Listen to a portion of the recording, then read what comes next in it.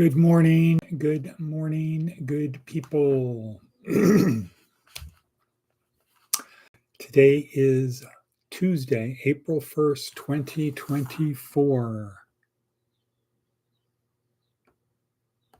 Lighting. My name is Edward Bevilacqua. This is Oops, Department of Career Services. Trying to get the light a little bit brighter.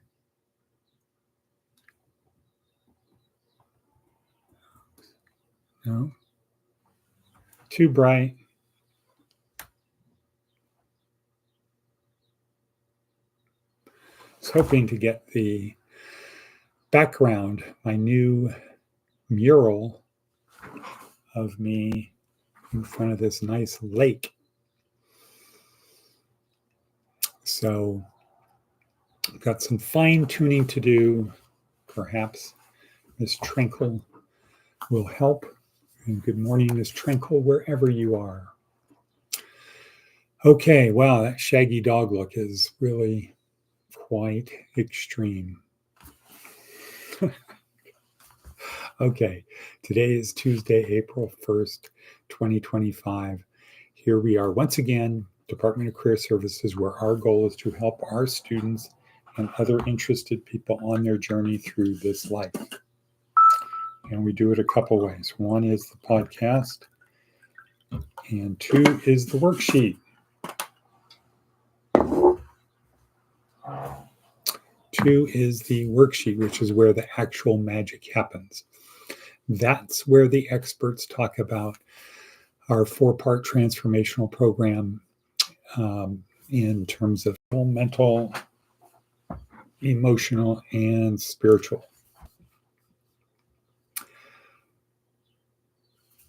The podcast part helps build better habits, getting in the routine of getting up, watching the podcast every day. You don't have to do it live. However, it's better live. You don't have to do it live, but you should do it every day, and then get other people to do it every day. Get it to the point where not doing it feels strange. And then you get in the habit of building better habits everywhere. And then you want to break bad habits. It's pointed out to me that I had a bad habit. And then it was pointed out to me, or I was given a Tony Robbins little video about breaking bad habits. And it's not really that hard if you do it precisely this way. You can't cut corners. If there's 10 things to do, you can't do 9 of them and expect the result. You have to do all 10. And each of the 10 are pretty easy to do, but you have to do all 10, and that will help you break a bad habit. Anyway, we want to build better habits, and we want to have a proto habit of always doing each habit a little bit better.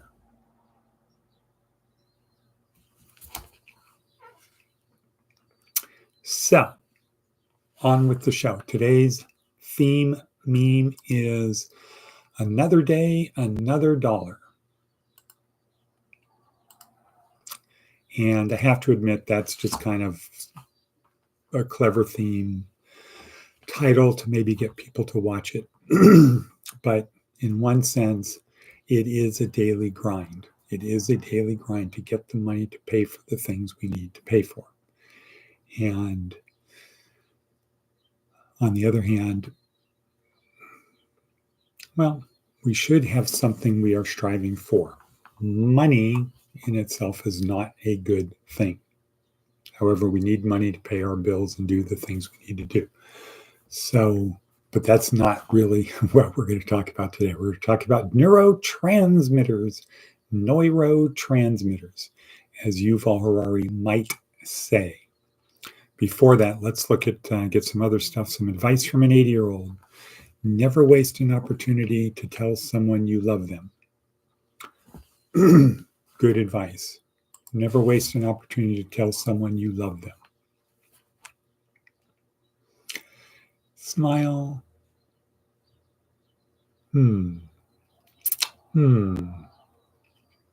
Okay. Next. Okay. Next. Seth Godin. Seth Godin has a interesting one today called Credulous. It has to do with con men.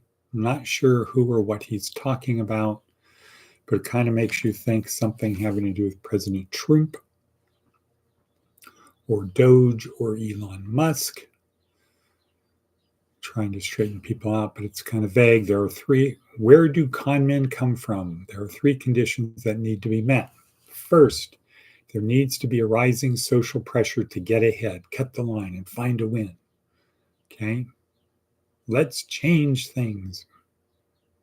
Make America great again. Societal pressure to do it. Second, there needs to be people willing to set aside their ethical principles to take advantage of others in their community.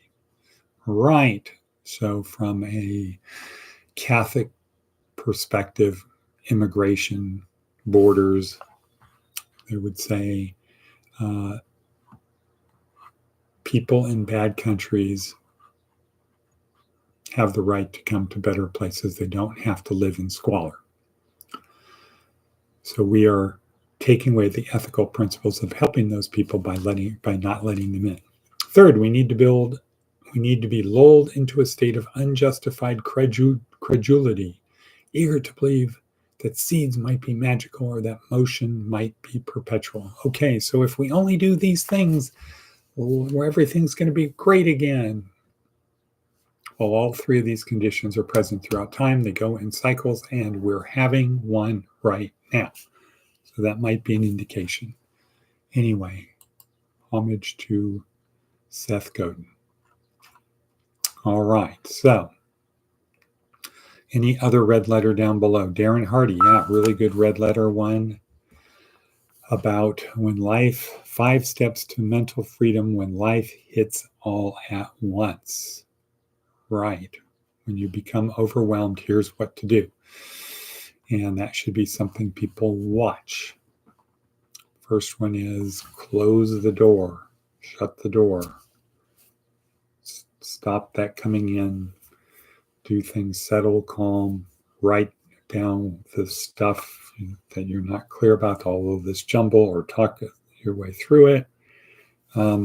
Definitely worth watching. Daily Stoic, another good one in there. That has to do with the third thing. Don't look for the third thing. The first thing is you did something good. The second thing is people benefited. The third thing is wanting credit. Don't seek the credit. He says if karma is real, you'll get your karma. You'll get the benefits of it. Don't seek the benefits. Okay. Where are we at?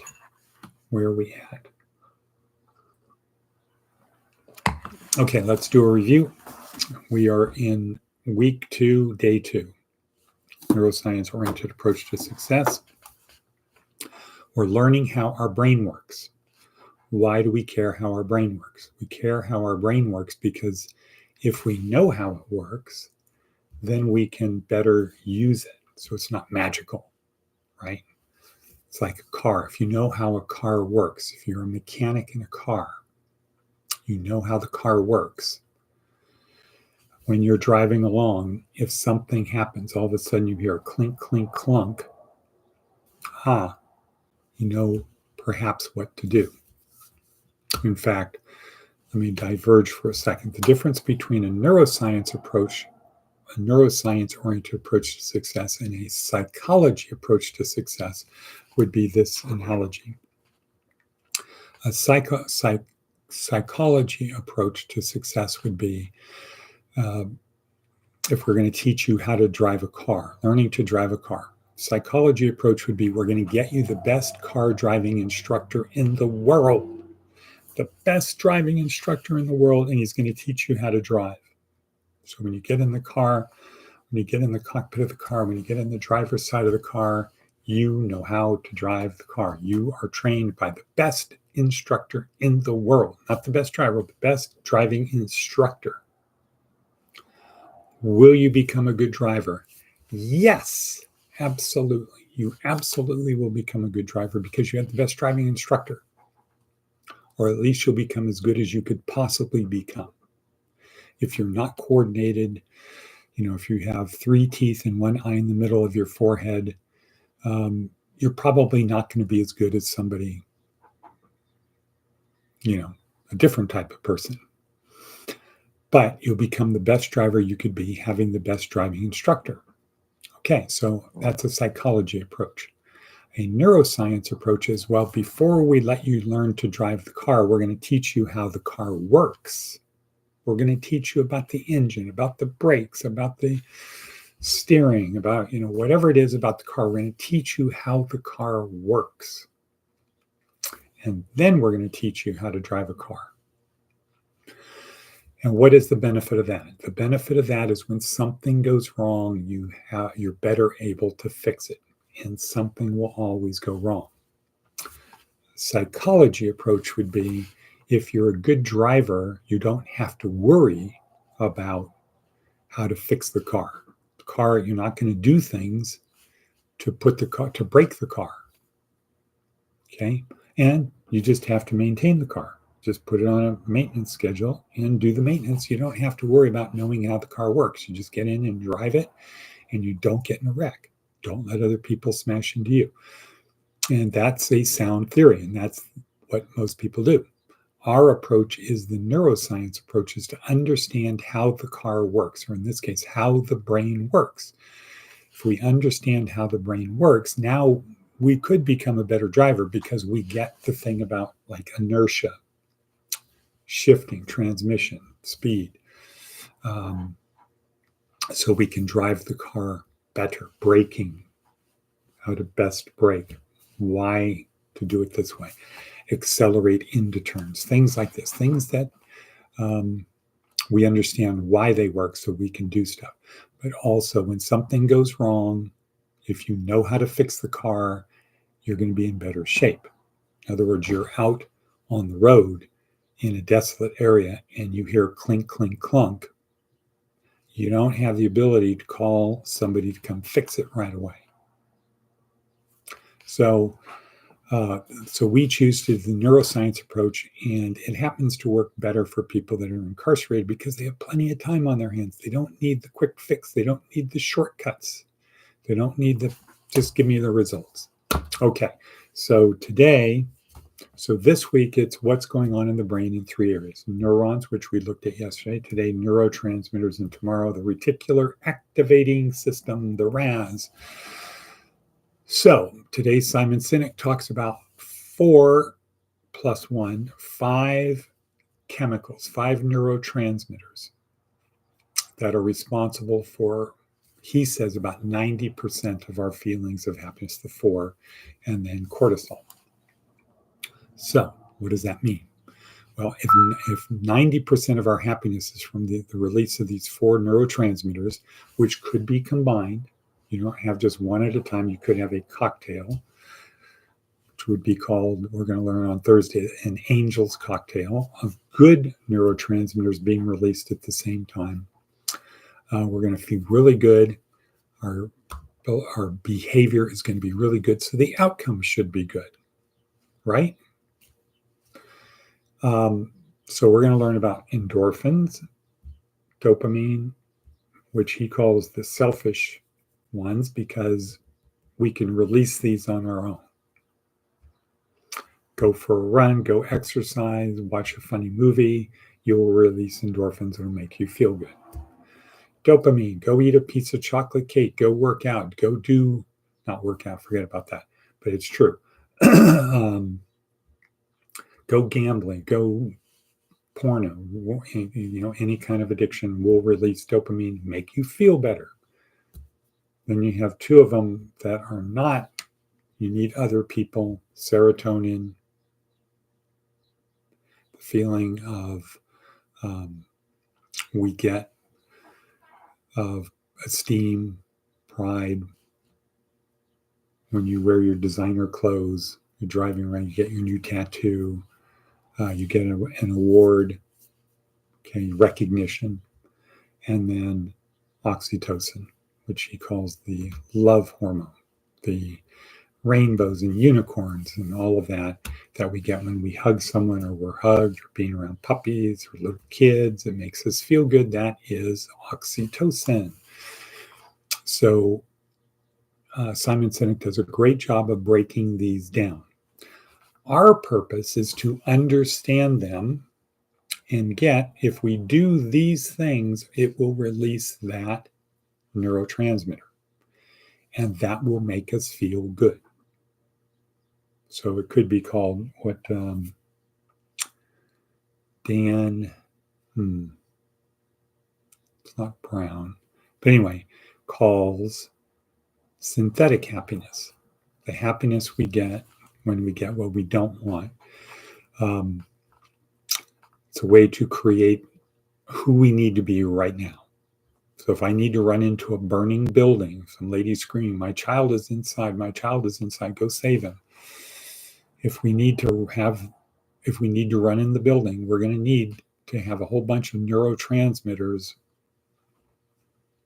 causing us to run into that burning building, to not think about we could die, the pain, etc., the fear of doing it. On the other hand, if we do release cortisol and we're thinking of all of the things that could go wrong, we won't go in the building. Or if we do, we won't come out because we won't have the chemicals racing through our system that we need to survive such a bad situation. So endorphins, dopamine, serotonin, oxytocin, Simon Sinek really does a good job breaking them down. And I'm noticing our time is almost up. And so, yeah. Let's see if there's anything else. I'm going to be in Las Vegas today, Lost Wages today for my weekly meeting. Hopefully get some other stuff done and move forward. Okay. And let's see, what else? Okay, I think we're there. Another day, another dollar. People, April 1st, and we've got 30 days to make something happen. With that, we're going to say, and cut.